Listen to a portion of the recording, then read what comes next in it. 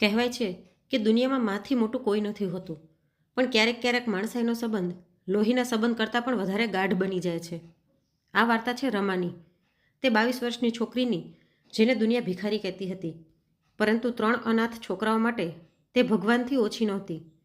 તેની પાસે ના ઘર હતું, ના મિલકત. ફાટેલા કપડાં અને ખાલી પેટ સિવાય તેની પાસે બીજું કંઈ નહોતું. પરંતુ તેની આંખોમાં એક એવી ચમક હતી જે ધનવાનના મહેલોમાં પણ નથી મળતી. એ ચમક હતી મમતાની, નિસ્વાર્થ પ્રેમની. એક મહાનગરના વ્યસ્ત રસ્તાના કિનારે, એક ઓવરબ્રિજની નીચે રમાનો નાનકડો સંસાર વસતો હતો. આ સંસારમાં હતા 8 વર્ષનો રુદ્ર, જે પોતાને ઘરનો મોટો માનતો હતો. 6 વર્ષની ચંચળ ગુડ્ડી, જેની હસીમાં રમા પોતાનો બધો જ થાકોડો ભૂલી જતી હતી. અને 4 વર્ષનો ગોલુ, જે હંમેશા રમાની સાડીનો છેડો પકડીને રહેતો હતો. આ ત્રણેય બાળકો તેના પોતાના નહોતા. કોઈ કચરાના ઢગલા પાસે મળ્યું હતું, તો કોઈ મંદિરની સીડીઓ પર રડતું. રમાએ તેમને ઉપાડ્યા, પોતાની ભૂખી આત્માનો કોળિયો તેમને ખવડાવ્યો અને પોતાની તૂટેલી ઝૂંપડીમાં તેમને આશરો આપ્યો.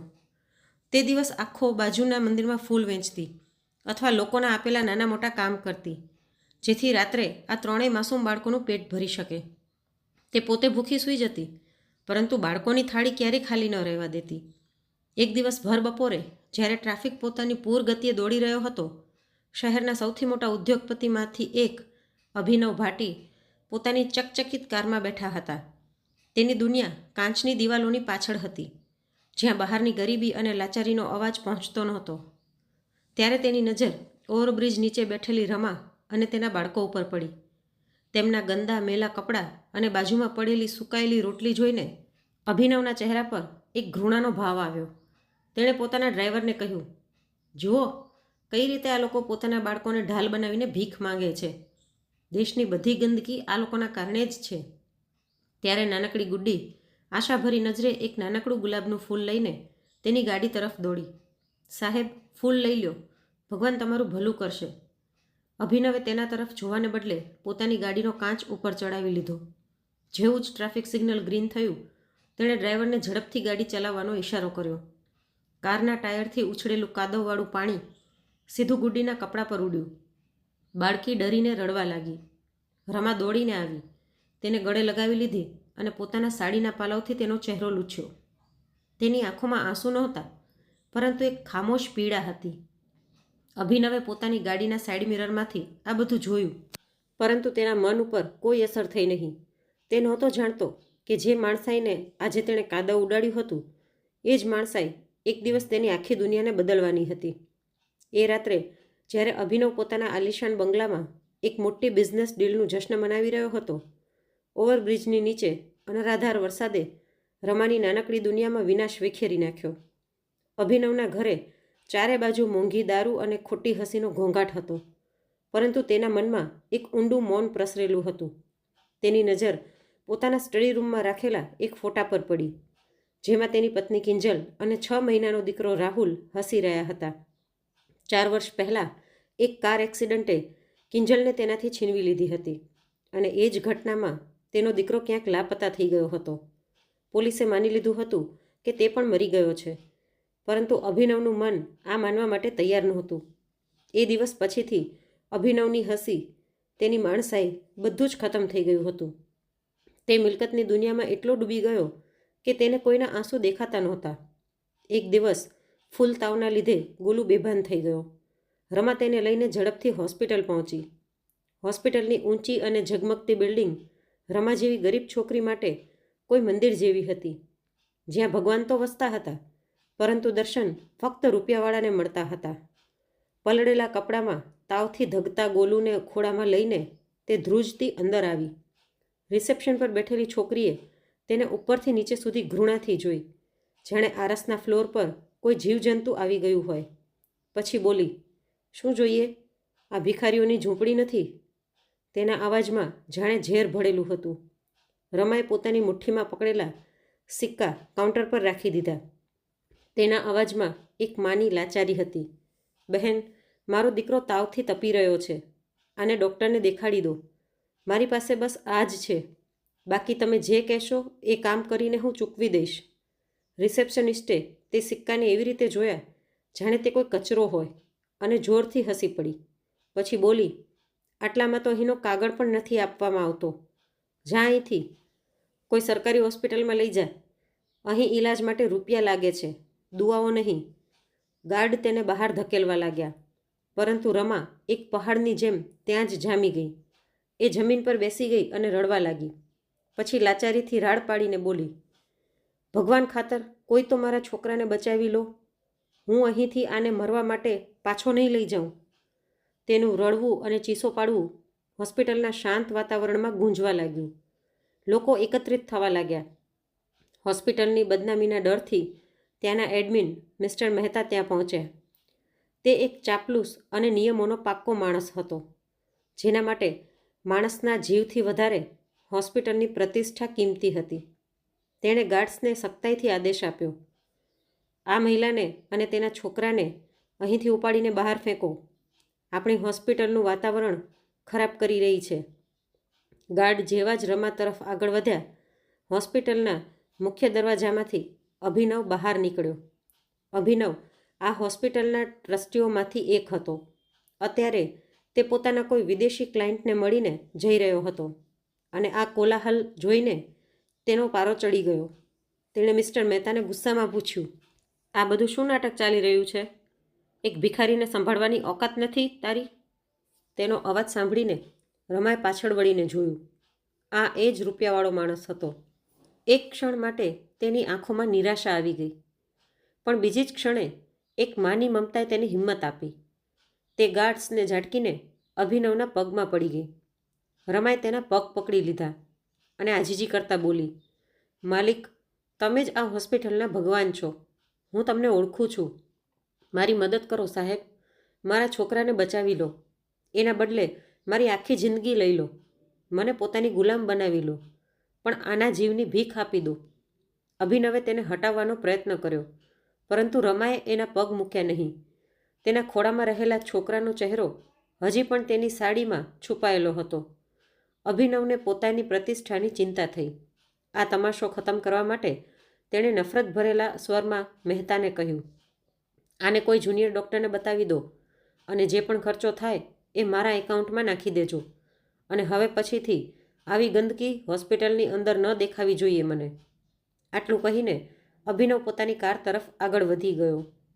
એ મહેસૂસ કર્યા વગર કે તેણે અજાણતા જ પોતાની જ ખોવાયેલી જિંદગીને બચાવવાની એક નાનકડી મદદ કરી હતી.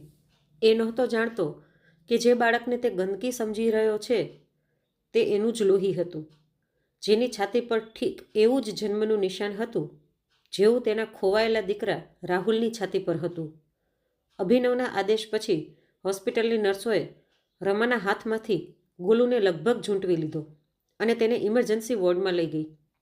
રમાને બહાર જ રોકી દેવામાં આવી. તે કાચના દરવાજામાંથી અંદર જોવાનો પ્રયાસ કરી રહી હતી. તેનો દરેક શ્વાસ ગોલુ માટે એક પ્રાર્થના બની ગઈ હતી. એક યુવા ડૉક્ટર રાઘવે ગોલુની તપાસ શરૂ કરી. જેવા જ તેણે બાળકના શરીર પરથી ભીના કપડાં હટાવ્યા, તેની નજર બાળકની છાતી પર રહેલા એક નાનકડા ચંદ્ર આકારના જન્મના નિશાન પર પડી. આ નિશાન જોઈને તેને કંઈક યાદ આવ્યું, પરંતુ તે તરત બાળકના ઈલાજમાં લાગી ગયો. ગોલુની હાલત ગંભીર હતી.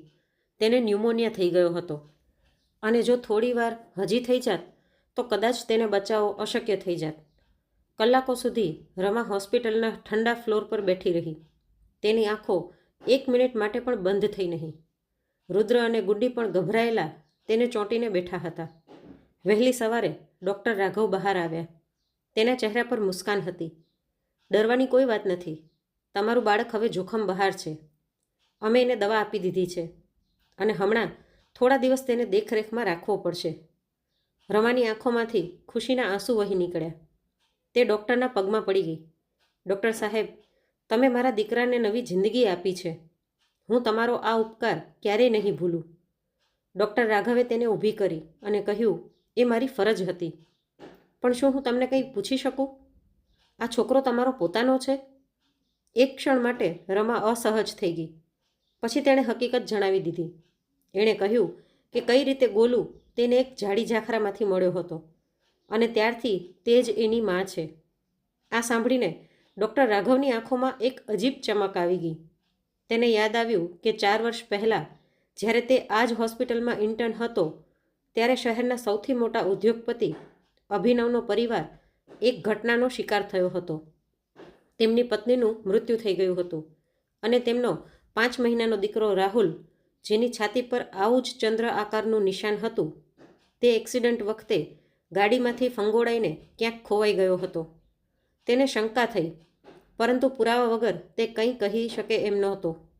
આ દરમિયાન હોસ્પિટલનો એડમિન મિસ્ટર મહેતા, જે અભિનવની નજરોમાં સારો બનવા માગતો હતો, તેણે એક નાપાક યોજના ઘડી. તેને ખબર પડી ગઈ હતી કે અભિનવે આ છોકરાના ઈલાજના રૂપિયા પોતાના ખાતામાંથી કાપવાનું કહ્યું છે. તેણે વિચાર્યું કે જો તે આ ભિખારી મહિલા પાસેથી ઈલાજના બદલામાં બીજું કંઈ વસૂલી લે તો તેનો ખિસ્સો પણ ગરમ થઈ જશે અને માલિક પણ ખુશ રહેશે. તેણે રમાને પોતાની કેબિનમાં બોલાવી અને એક ખોટી ચિંતા દર્શાવતા કહ્યું, જો તારા છોકરાનું બિલ ઘણું વધારે આવ્યું છે. માલિકે તો ફક્ત થોડીક મદદ કરી છે, બાકીના રૂપિયા ક્યાંથી આપીશ? આ સાંભળીને રમાનો ચહેરો ફિક્કો પડી ગયો. તે બોલી, સાહેબ, મારી પાસે તો 1 રૂપિયો પણ નથી. મહેતાએ કપટ ભરેલી આંખો સાથે કહ્યું, એક રસ્તો છે. હોસ્પિટલમાં એક રૂપિયાવાળું દંપતી છે જેને કોઈ સંતાન નથી. તે એક બાળકને દત્તક લેવા માંગે છે. જો તું પોતાનો આ છોકરો તેમને આપી દે તો એ તારો બધો જ હિસાબ ચૂકવી દેશે અને તને એટલા રૂપિયા આપશે કે તારી બાકીની જિંદગી આરામથી વીતી શકશે. વિચારી લે, તારા છોકરાને એક રૂપિયાવાળું ઘર મળી જશે, સારું ભવિષ્ય મળી જશે. અહીં તારા સાથે રહીને એ પણ ભિખારી જ બનશે. આ સાંભળીને રમાના પગ નીચેની જમીન સરકી ગઈ. જે છોકરા માટે તે હમણાં મોતથી લડીને આવી હતી એને જ વેચવાની વાત થઈ રહી હતી. મહેતાના શબ્દ રમાના કાનમાં ઓગળેલા પારાની જેમ ઉતરી ગયા. એક ક્ષણ માટે તેને લાગ્યું જાણે તેનું હૃદય ધબકારા ચૂકી ગયું. તેણે તે કપટી માણસની આંખોમાં જોયું અને તેનો અવાજ, જે અત્યાર સુધી લાચારીથી ધ્રુજી રહ્યો હતો, એક સિંહણની દહાડમાં બદલી ગયો. શું કહ્યું તમે? હું મારા દીકરાને વેચી દઉં? સાહેબ, પેટની આગ ઓલાવવા માટે હું ભીખ માંગુ છું, પણ સ્વાભિમાન વેચીને રોટલીઓ નથી ખાતી. તે મારો જીવ છે, મારો દીકરો છે, કોઈ બજારમાં વેચાવાવાળો સામાન નથી. હું આજીવન રસ્તા પર ભીખ માગીશ, પરંતુ મારા દીકરાનો સોદો ક્યારે નહીં કરું. તેની આંખોમાં ઉતરી આવેલી આગ જોઈને મહેતા તમતમી ઉઠ્યો. તેના અહંકારને ઈજા પહોંચી. તેણે ગુસ્સામાં ટેબલ પર હાથ પછાડીને કહ્યું, બહુ મોટી આવી મમતાવાળી. જ્યારે બિલ ચૂકવવાની ઓકાત નથી તો મા બનવાનો શોખ શું કામે ચડ્યો હતો? સાંભળી લે, જો કાલ સવાર સુધી તે પૂરા રૂપિયા નથી ચૂકવ્યા તો હું પોલીસને બોલાવીશ. તારા પર બચ્ચા ચોરીનો આરોપ લગાડીને અંદર કરાવડાવી દઈશ અને આ 3 છોકરાઓને અનાથાશ્રમ મોકલી દઈશ. ત્યાં આ સડતા રહેશે, પરંતુ કમસે કમ મારી હોસ્પિટલની બદનામી તો નહીં થાય. હવે નિર્ણય તારા હાથમાં છે. કાં તો રૂપિયા લઈને શાંતિથી છોકરાને આપી દે, અથવા તો જેલ જવા અને છોકરાઓથી હંમેશા માટે દૂર થવા માટે તૈયાર થઈ જા. આ ધમકી સાંભળીને રમાનું બધું જ સાહસ ભાંગી પડ્યું. તે બેસુધ થઈને જમીન પર બેસી ગઈ. જે કાયદા અને સમાજથી તે હંમેશા ડરતી આવી હતી, આજે એ જ તેના માતૃત્વને ગળી જવા ઊભો હતો. તેને મહેતાની કેબિનમાંથી બહાર કાઢી નાખવામાં આવી. તે પાછી ઇમરજન્સી વોર્ડની બહાર કાચની દિવાલને અડીને બેસી ગઈ. અંદર ગોલુ શાંતિથી સૂતો હતો, એ વાતથી અજાણ કે બહાર તેની માની દુનિયા ઉજળી રહી હતી. રમાના આંસુ સુકાઈ ગયા હતા. તેની આંખોમાં હવે એક ઊંડો ડર અને નિરાશા હતી. તે ભાગી જવા માગતી હતી. આ છોકરાઓને લઈને કોઈ એવી જગ્યાએ જતી રહેવા માગતી હતી જ્યાં કોઈ ધનવાન માણસ પોતાના રૂપિયાથી તેના માતૃત્વને ખરીદવાનો પ્રયાસ ન કરે. પરંતુ ગોલુ હજી ખૂબ જ કમજોર હતો. આ દરમિયાન જ ડૉક્ટર રાઘવ, જે પોતાની ડ્યુટી ખતમ કરીને ઘરે જઈ રહ્યો હતો, તેણે મિસ્ટર મહેતાને ફોન પર કોઈની સાથે વાત કરતા સાંભળી લીધો. મહેતા કહી રહ્યો હતો, સોદો પાક્કો સમજો, તે મહિલા માની જશે. કાલે સવારે છોકરો તમારી પાસે હશે, બસ તમે રકમ તૈયાર રાખજો. ડૉક્ટર રાઘવનું મગજ થનક્યું. તેની શંકા વિશ્વાસમાં બદલાવા લાગી. તેને સમજાઈ ગયું કે અહીં એક માસૂમ બાળકની જિંદગીનો સોદો થઈ રહ્યો છે. તેની અંદર રહેલી માણસાઈએ તેને ઝંઝોળી નાખ્યો. તેણે નક્કી કર્યું કે તે આ અન્યાય નહીં થવા દે. તે ચૂપચાપ હોસ્પિટલની રેકોર્ડ લેબમાં ગયો. તેણે અભિનવની જૂની મેડિકલ ફાઇલ કાઢી અને ગોલુના બ્લડ સેમ્પલ સાથે તેને ડીએનએ ટેસ્ટ માટે મોકલી દીધી. આ એક ખૂબ જ મોટું જોખમ હતું. જો તે પકડાઈ જાત તો તેની નોકરી જઈ શકતી હતી. પરંતુ એક બાળકની જિંદગી આગળ તેને પોતાની નોકરીની કોઈ પરવાહ નહોતી. હવે બધું જ તે રિપોર્ટ પર આધારિત હતું જે આગલી સવારે આવવાનો હતો. આખી રાત રમા 1 મિનિટ પણ સૂઈ ન શકી. તેની આંખો સામે બસ મિસ્ટર મહેતાની ધમકી ભરેલા શબ્દો ગુંજી રહ્યા હતા. જેલ, અનાથ આશ્રમ, હંમેશા માટે દૂર થઈ જવું. તે હોસ્પિટલની લોબીમાં બેઠી રુદ્ર અને ગુડ્ડીના માસૂમ ચહેરાને જોતી, જે એકબીજાની બાજુમાં સૂતા હતા, અને પછી કાચની બીજી બાજુ તે માસૂમને જોતી, જેના માટે તેની આખી દુનિયા દાવ પર લાગેલી હતી. તેના મનમાં હજારો સવાલ ઉઠી રહ્યા હતા. શું અહીંથી ભાગી જવું જ એકમાત્ર રસ્તો છે? પરંતુ ગોલુની હાલત હજી પણ નબળી હતી. તે આ હાલતમાં એને લઈને ક્યાં જાત? શું એને મહેતાની વાત માની લેવી જોઈએ? આ ખ્યાલ આવતા જ તેના આખા શરીરમાં એક ધ્રુજારી છૂટી ગઈ. ના, તે પોતાની મમતાનો સોદો ન કરી શકે, ભલે એના માટે તેને કોઈ પણ કિંમત ચૂકવવી પડે. સવારની પહેલી કિરણની સાથે જ મિસ્ટર મહેતા કોઈ યમદૂતની જેમ તેની સામે આવી ઊભા રહી ગયા. તેના ચહેરા પર એક ઘૃણાસ્પદ સ્મિત હતું. તે બોલ્યા, તો શું નક્કી કર્યું તે? સમજદારીનો નિર્ણય કર્યો કે બેવકૂફીનો? રમા ધીરેથી ઊભી થઈ.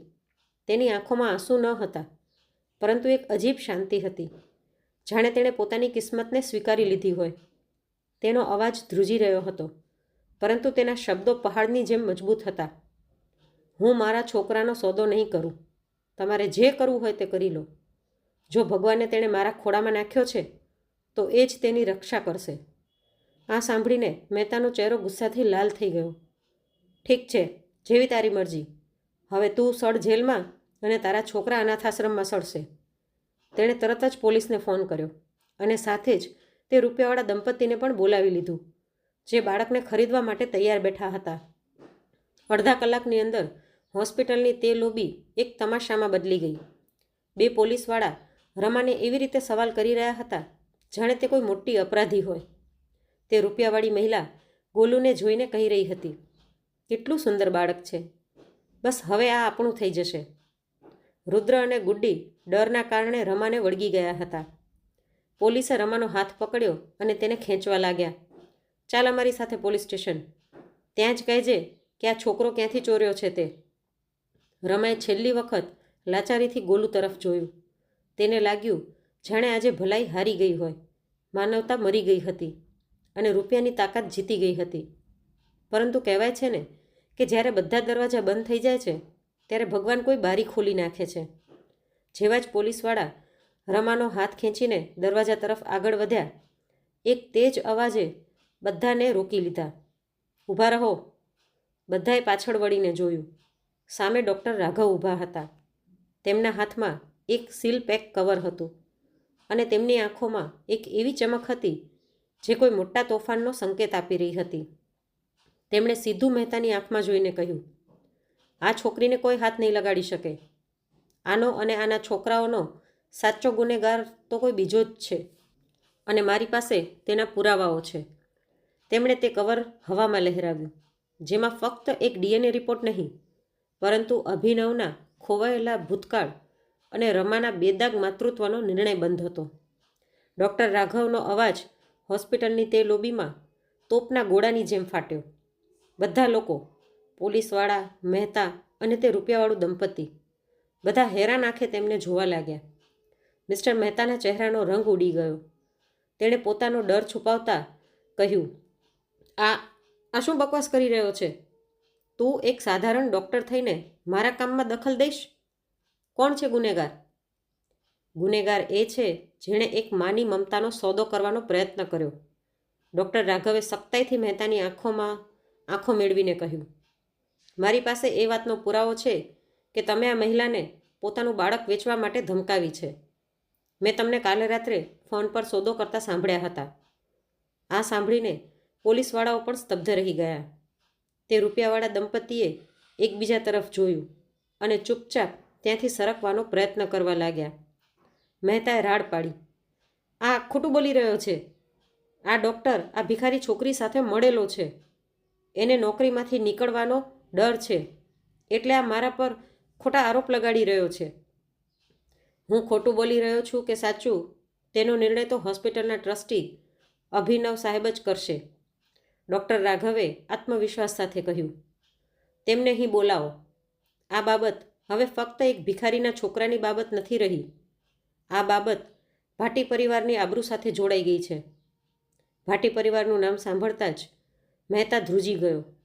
તેણે અભિનવને ફોન કરવાની હિંમત કરી નહીં, પરંતુ ડૉક્ટર રાઘવે પોતાના ફોનમાંથી અભિનવને ફોન લગાડી દીધો. સામેથી અભિનવનો ગુસ્સો ભરેલો અવાજ આવ્યો. શું છે? મેં કહ્યું હતું ને કે એ બાબતને ખતમ કરો. સર, બાબત ખતમ નથી થઈ, પરંતુ હમણાં શરૂ થઈ છે. જો તમે 5 મિનિટમાં અહીં ન આવ્યા ને તો તમે તમારી જિંદગીની સૌથી કિંમતી વસ્તુ હંમેશા માટે ખોઈ નાખશો, અને તેની ખબર કાલે શહેરના દરેક છાપામાં હશે. ડૉક્ટર રાઘવના અવાજમાં એક એવી દૃઢતા હતી કે અભિનવ ઈચ્છીને પણ તેને નજરઅંદાજ ન કરી શક્યો. 10 મિનિટની અંદર અભિનવ ભાટી એક વાવાઝોડાની જેમ હોસ્પિટલમાં પહોંચ્યો. ત્યાંનું દ્રશ્ય જોઈને તેનું લોહી ઉકળવા લાગ્યું. તેણે ડૉક્ટર રાઘવને ઘૂરતા કહ્યું, તારી હિંમત કઈ રીતે થઈ મને આવી રીતના બોલાવવાની? એક ભિખારી માટે તે મારો આટલો સમય બરબાદ કર્યો? સર, આ ભિખારી નહીં, એક માં છે, અને આ બાળક, આ કોઈ સામાન્ય બાળક નથી, ડૉક્ટર રાઘવે શાંતિથી કહ્યું. તેણે કવર ખોલ્યું અને એક રિપોર્ટ કાઢ્યો. સર, શું તમને યાદ છે કે તમારા દીકરા રાહુલની છાતી પર એક બર્થ માર્ક એટલે કે જન્મચિહ્ન હતું? રાહુલનું નામ સાંભળતા જ અભિનવની છાતી પર જાણે કોઈએ હથોડો માર્યો હોય. તેની આંખોની સામે 4 વર્ષ જૂનું તે દ્રશ્ય ફરી વળ્યું. તેનો અવાજ ભરાઈ આવ્યો. હા, એક ચંદ્ર આકારનું નિશાન હતું. પણ તું આ શું કામે પૂછી રહ્યો છે? ડૉક્ટર રાઘવે નર્સને ઇશારો કર્યો. નર્સે ધીરેથી સૂતેલા ગોલુ ઉપરની ચાદર હટાવી અને તેના શર્ટનું બટન ખોલ્યું. બાળકની છાતી ઉપર ડાબી બાજુ નાનકડું ચંદ્રનું નિશાન ચમકી રહ્યું હતું. આ જોઈને અભિનવની આંખો ફાટેલી રહી ગઈ. તે ડગમગતા પગલે ગોલુ તરફ આગળ વધ્યો. તેને પોતાની આંખો પર વિશ્વાસ નહોતો થઈ રહ્યો. ડૉક્ટર રાઘવે DNA રિપોર્ટ તેની સામે રાખી અને કહ્યું, સર, આ DNA રિપોર્ટ છે. આ બાળક બીજું કોઈ નહીં, પરંતુ તમારો ખોવાઈ ગયેલો દીકરો રાહુલ છે. આ શબ્દ અભિનવના કાનમાં પડ્યા અને જાણે આખી દુનિયા ફરી ગઈ. તે ત્યાં જ જમીન પર ઘૂંટણભેર બેસી ગયો. જે બાળકને તેણે ગંદકી કહ્યો હતો, જે મહિલાને તેણે ભિખારી કહીને ધૂતકારી હતી, તેના જ લોહીની રખેવાળ નીકળી હતી. તેની આંખોમાંથી આંસુ નહીં, પણ લાવા વહી રહ્યો હતો. પશ્ચાતાપનો, અપરાધ બોધનો અને વર્ષોથી દબાયેલી પીડાનો લાવો. તેણે એક નજર પોતાના દીકરા પર નાખી અને પછી તે આંખોમાં જોયું જેણે તેના દીકરાને માની મમતા આપી હતી. તે રમા હતી, જે ચૂપચાપ ઊભી બધું જોઈ રહી હતી. તેની આંખોમાં ના કોઈ લાલચ હતી, ના કોઈ ફરિયાદ, ફક્ત એક માની પીડા હતી. અભિનવ ભાટી માટે એક ક્ષણ કોઈ નિર્ણયના દિવસથી ઓછી નહોતી.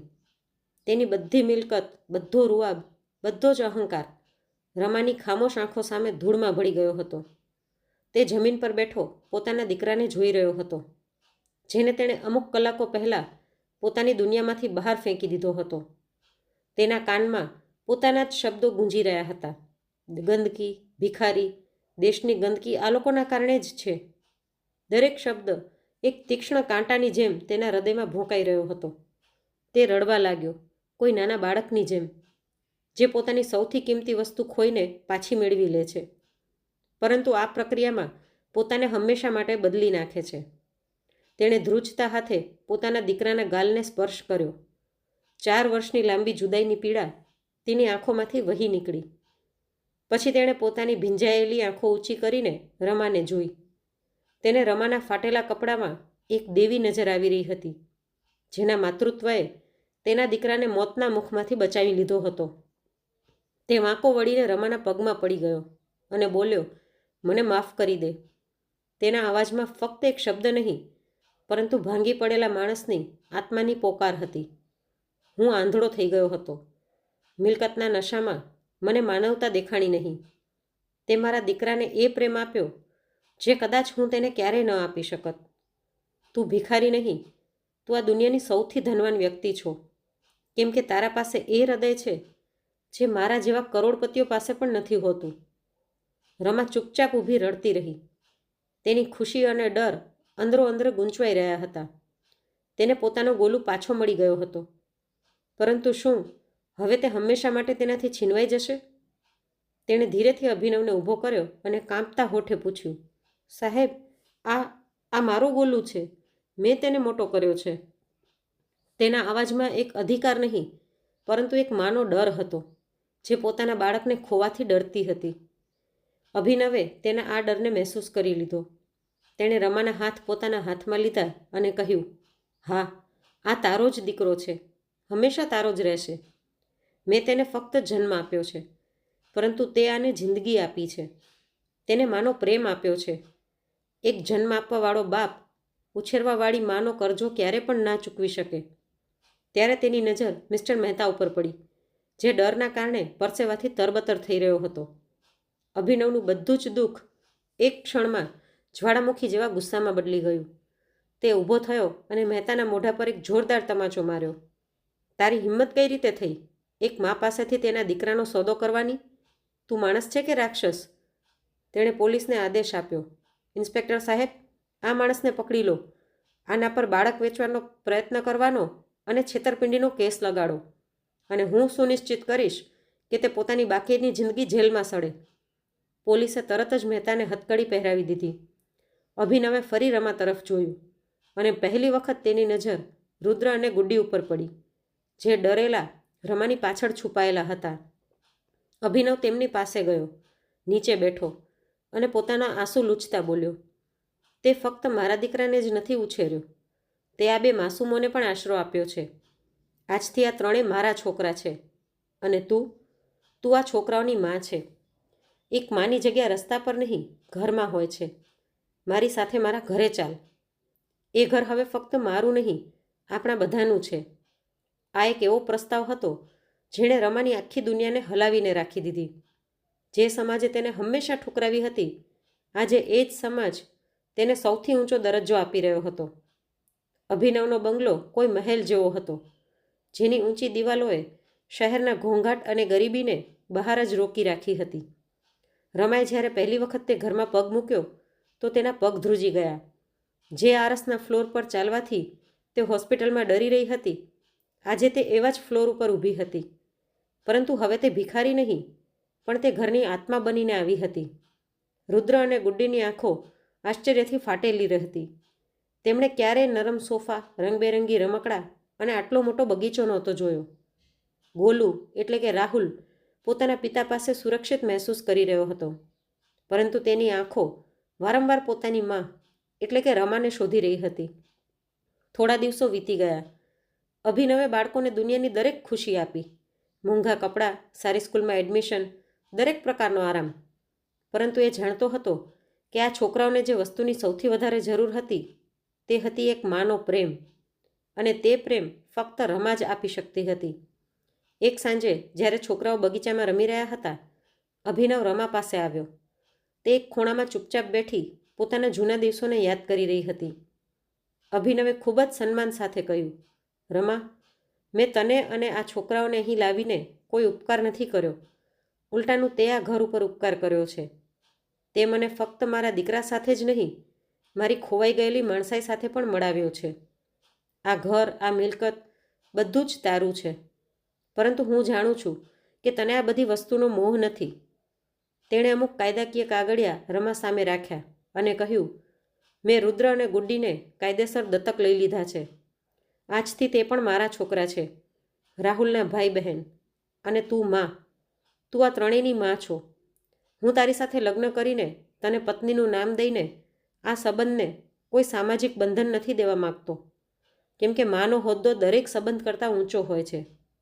હું બસ એટલું ઈચ્છું છું કે તું હંમેશા આ છોકરાઓની માં બનીને, આ ઘરની માલકીન બનીને અહીં જ રહે.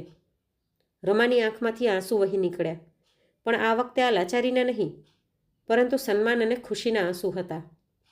તેણે ધ્રુજતા હાથે તે કાગળિયા પકડ્યા અને કહ્યું, મને આ મહેલ નથી જોઈતો સાહેબ, મને બસ મારા છોકરાઓના માથા પર એક છત અને તેમના માટે તમારો પ્રેમ જોઈએ. તે હંમેશા મારા બાળકો રહેશે અને હું હંમેશા તેમની માં. સમય વીતતો ગયો. અભિનવ ભાટી હવે ફક્ત એક ઉદ્યોગપતિ ન રહ્યો. તેણે રમાના નામે એક ચેરિટેબલ ટ્રસ્ટ ખોલ્યું, જે શહેરના હજારો બેઘર બાળકોના ભણતર અને ઉછેરની જવાબદારી ઉપાડતું હતું. તે હવે સોદાની નહીં, પરંતુ માણસોના સંબંધોની કિંમત સમજવા લાગ્યો હતો. રમાએ તે ઘરને એક મંદિર બનાવી દીધું હતું, જ્યાં મિલકતની નહીં, પરંતુ પ્રેમ અને સંસ્કારોની પૂજા થતી હતી. તેણે છોકરાઓને ક્યારેય એ ભૂલવા ન દીધું કે તેઓ ક્યાંથી આવ્યા હતા, જેથી તેઓ હંમેશા જમીનથી જોડાયેલા રહે અને બીજાના દર્દને સમજી શકે. એ દિવસે તે ઓવરબ્રિજની નીચે કાદવથી ખરડાયેલી માણસાઈએ એક કરોડપતિના મહેલને ઘર બનાવી દીધું હતું. દુનિયાની નજરોમાં રમા એક ભિખારીથી રાણી બની ગઈ હતી, પરંતુ હકીકત એ હતી કે તે હંમેશાથી એક રાણી જ હતી. મમતાની, ત્યાગની અને અચ્છાઈની રાણી. કેમ કે સાચી મિલકત તિજોરીઓમાં નહીં, પરંતુ એ હૃદયમાં હોય છે જે બીજા માટે ધબકે છે. તો મિત્રો, આજની વાર્તા કેવી લાગી તે કોમેન્ટમાં જરૂરથી જણાવજો. અને જો વાર્તા ગમી હોય તો લાઈક કરીને વધુમાં વધુ શેર પણ કરજો. અને આવી જ અવનવી વાર્તા સાંભળવા માટે ચેનલને સબસ્ક્રાઈબ જરૂરથી કરજો.